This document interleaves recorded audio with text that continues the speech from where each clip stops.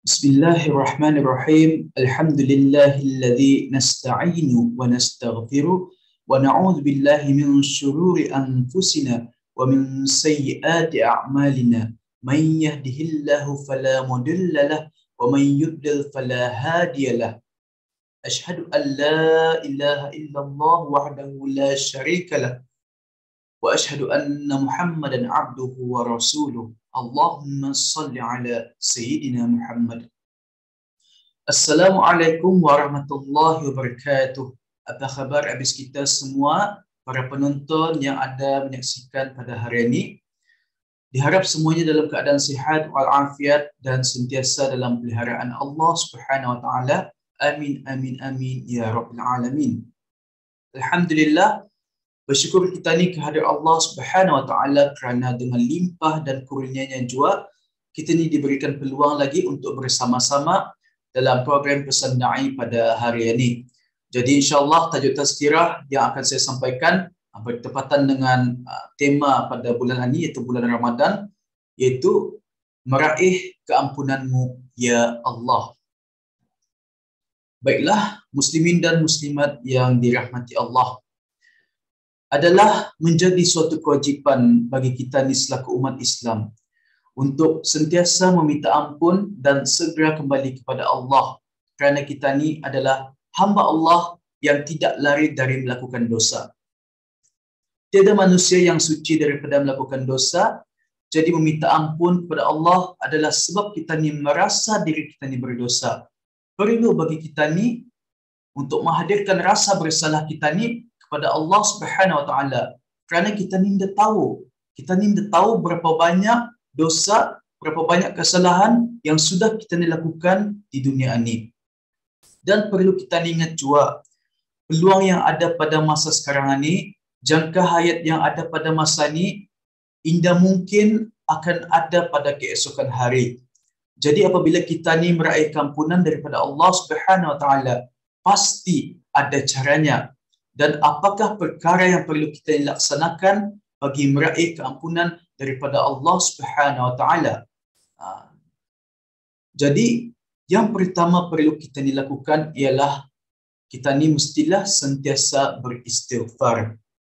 Beristighfar adalah salah satu jalan untuk memohon keampunan daripada Allah Subhanahu wa taala.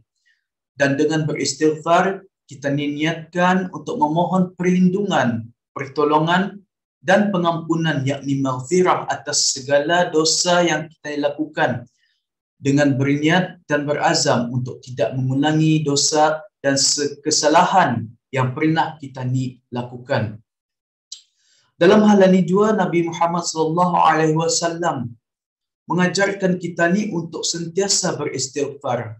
Bahkan dalam banyak riwayat mengatakan bahawa Rasulullah sallallahu alaihi wasallam beristighfar paling minimum sebanyak 70 kali di dalam sehari.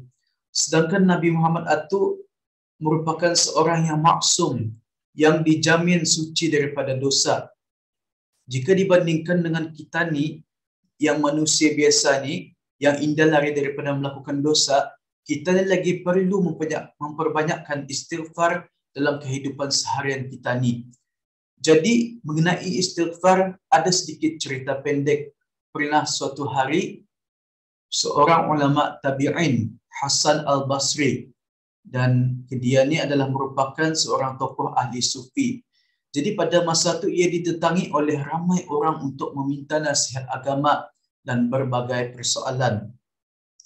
Di antara mereka ada yang mengeluh bahawa sawah padinya yang semakin mengering, ada yang mengeluh sedang dilanda kemiskinan, ada juga yang mengeluh belum dikurniakan zuriat anak, ada yang mengeluh bahawa pelaksanaan ladangnya dalam keadaan gagal, dan bermacam-macam keluhan dan permasalahan diajukan kepada Hasan al-Basri ini tadi. Dan kemudian dalam semua keluhan dan permasalahan yang diajukan, Hasan al-Basri berkali-kali memberi saranan kepada mereka untuk sentiasa beristighfar dan memohon ampun kepada Allah. Hal ini menimbulkan tanda tanya terhadap seorang daripada orang ramai tadi dengan turut merasa muskil akan jawapan dan saranan Hasan Al-Basri tadi. Lalu bertanya Ar-Rabi' bin Sabih, salah seorang daripada orang ramai tadi, kepada Hasan Al-Basri. Katanya, mengapa setiap kali engkau ditanya tentang segala persoalan, diajukan tentang segala keluhan, engkau menyuruh mereka untuk beristighfar? Hasan Al-Basri menjawab dengan tenang, jawapan atau sarananku ini bukanlah berdasarkan daripada pendapatku sendiri, akan tetapi aku bersandarkan kepada firman Allah Ta'ala, Bismillahirrahmanirrahim, فَقُلْتُ اسْتَغْفِرُوا رَبَّكُمْ إِنَّهُ كَانَ غَفَّارًا. Maka aku berkata, yakni kepada mereka, mohonlah ampun kepada Tuhanmu, sesungguhnya Dia adalah Maha Pengampun. Yursilis samaa'a 'alaikum midrara. Yakni jika kamu berbuat demikian, nescaya Dia akan mencurahkan hujan yang lebat kepada kamu. Wa yumdidkum bi amwalin wa banin wa yaj'al lakum jannatin wa yaj'al lakum anhara. Dan juga membanyakkan harta dan anak-anak kamu, dan Dia akan mengadakan untuk kamu kebun-kebun serta mengadakan untuk kamu sungai-sungai, yakni yang mengalir di dalamnya. Surah Nuh ayat 10 hingga 12. Jadi bila kita ni melihat daripada kisah ini tadi dan daripada ayat ini, bahawa dengan beristighfar, dengan kembali kepada Allah, hal ini menjadi salah satu solusi, salah satu cara pembuka jalan di dalam segala permasalahan kita ni, di dalam segala kebuntuan kita ni. Sebab itulah kita ni dianjurkan untuk sentiasa beristighfar. Dan seterusnya, yang kedua adalah perkara yang perlu kita ni lakukan adalah dengan berdoa. Selalulah berdoa, menadah tangan kehadirat Allah Subhanahu Wa Taala. Kerana doa adalah senjata orang mukmin. Dan kalau kita ni kurang berdoa atau langsung tidak mahu berdoa, maka ia seolah-olah mencerminkan keegoan kita ni. Ia mencerminkan kesombongan kita ni terhadap Allah Subhanahu Wa Taala. Berdasarkan firman Allah Ta'ala, Bismillahirrahmanirrahim, wa qala rabbukum ud'uni astajib lakum. Dan Tuhan kamu berfirman, berdoalah kepadaku, niscaya aku memperkenankan doa kamu. Innal ladzina yastakbiruna an ibadati. Sesungguhnya orang-orang yang menyombongkan diri daripada beribadat kepadaku, sayadkhuluna jahannam dakhirin, akan masuk neraka jahanam yang dalam keadaan hina. Daripada surah Ghafir ayat 60. Jadi dalam hal ini janganlah kita ni merasa malu untuk berdoa, walaupun kita tahu bahawa dosa kita ni itu sudah banyak kita lakukan. Kita ni teruskan berdoa, teruskan meminta kepada Allah, kerana Allah Subhanahu Wa Taala sangat suka hamba-hambanya yang meminta kepadanya. Ada sebuah doa yang boleh kita ni amalkan, dan doa ini sangat popular di 10 hari terakhir bulan Ramadan, iaitu pada malam-malam Lailatul Qadar. Ini adalah berdasarkan daripada sebuah hadis riwayat At-Tirmizi, iaitu Sayyidatina Aisyah radhiyallahu anha pernah bertanya kepada Rasulullah tentang apakah yang perlu dilakukan seandainya bertemu dengan malam Lailatul Qadar. Lalu baginda Nabi Muhammad sallallahu alaihi wasallam mengajarkan kepadanya doa yang akan saya lafazkan ini. Allahumma innaka afuwwun tuhibbul afwa fa'fu anni. Maknanya, ya Allah, ya Tuhan kami, sesungguhnya kamu Maha Pengampun dan amat suka akan keampunan, maka berikanlah keampunan kepadaku. Jadi doa tersebut bukan sahaja boleh kita ni amalkan pada malam Lailatul Qadar, akan tetapi ia juga boleh diamalkan dalam kehidupan seharian kita ni. Contohnya seperti membacanya setiap kali kita ni selesai mengerjakan sembahyang fardu 5 waktu. Dan yang ketiga, seterusnya lagi ialah perkara yang kita ni perlu lakukan adalah dengan bertaubat.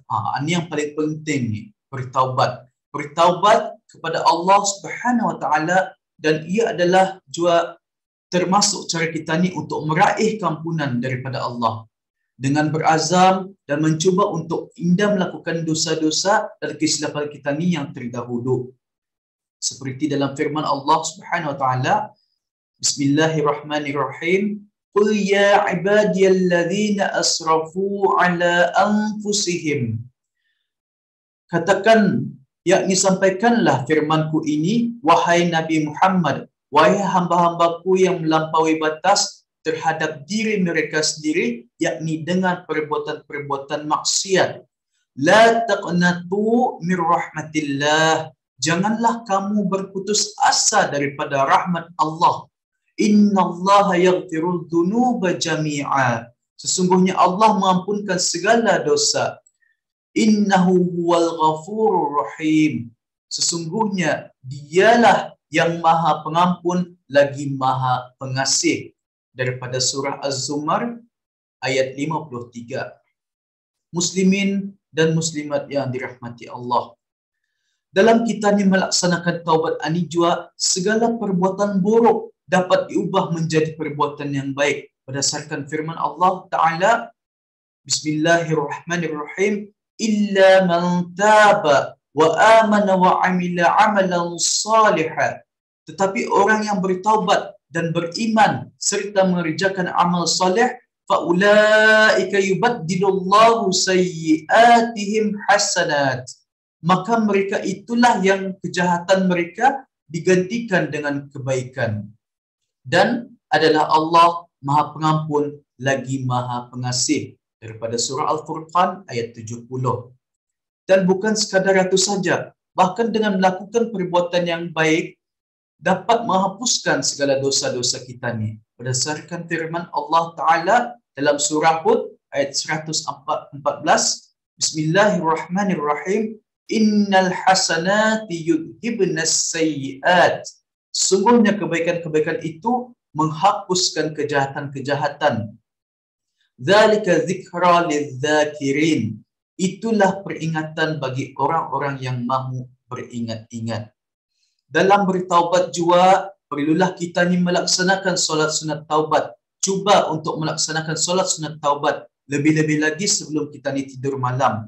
Mengapa digalakkan untuk melaksanakannya sebelum tidur? Sebab seperti yang saya terangkan pada awal pengisian tazkirah tadi, kita ni dah tahu bila kita ni menghembuskan nafas terakhir. Kita ni dah tahu sehingga mana jangka hayat kita ni. Jadi, kalaulah kita ni meninggal dunia ketika kita ni tidur, yang mana sebelumnya kita ni sempat mendirikan solat sunat taubat, maka kita ni sudah sempat bertaubat dan memohon ampun kepada Allah Subhanahu Wa Taala.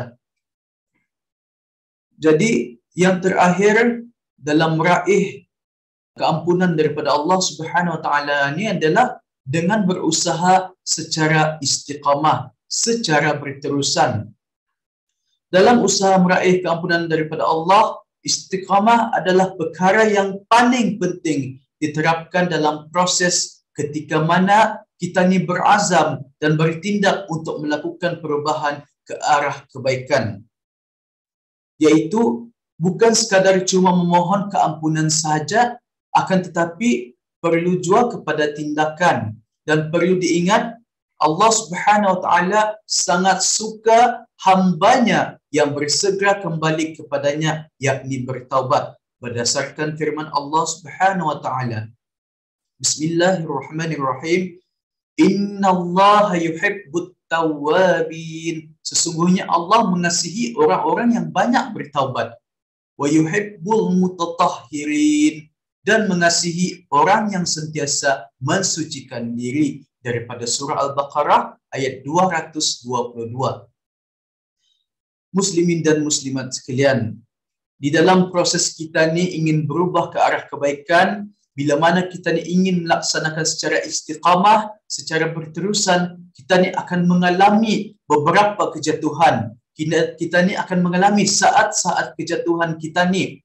Kejatuhan yang saya maksudkan itu antaranya adalah merasa berputus asa, merasa letih dan malas untuk meneruskan usaha, dan terjerumus dalam bisikan-bisikan syaitan untuk melakukan maksiat.